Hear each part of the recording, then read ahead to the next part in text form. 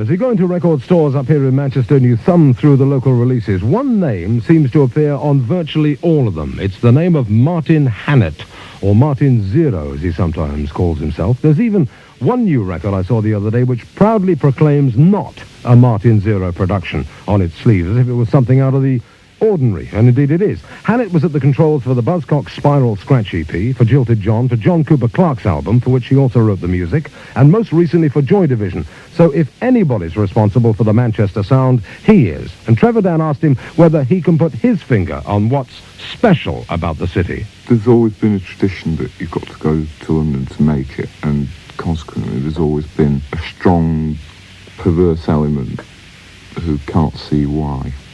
In the north, of course, there's a tradition of self-improvement, self-education, working men's institutes, co-ops.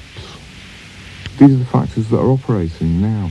The determination to achieve, really, without any assistance, which you'll find, the prime exponents of that are Joy Division. You just want what they want, and they don't want anything else.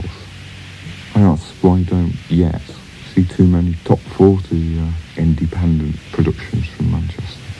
Do you as a producer miss the London scene? Do you feel a little bit too far away from the centre of things, as the people in London would think of it?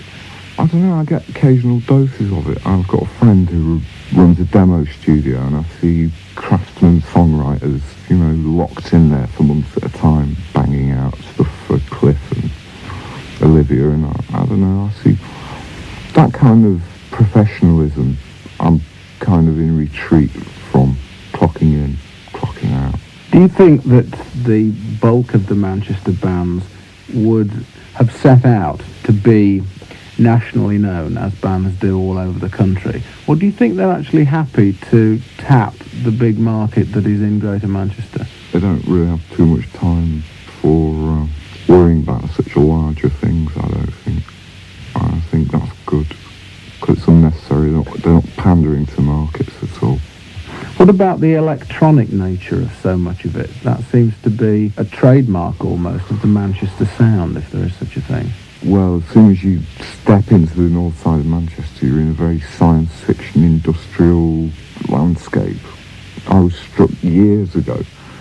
It was actually a room full of air compressors at the Ferranti factory, which was banging out this astonishing 4-in-the-bar bass drum rhythm. I just stood in the centre of the room for hours.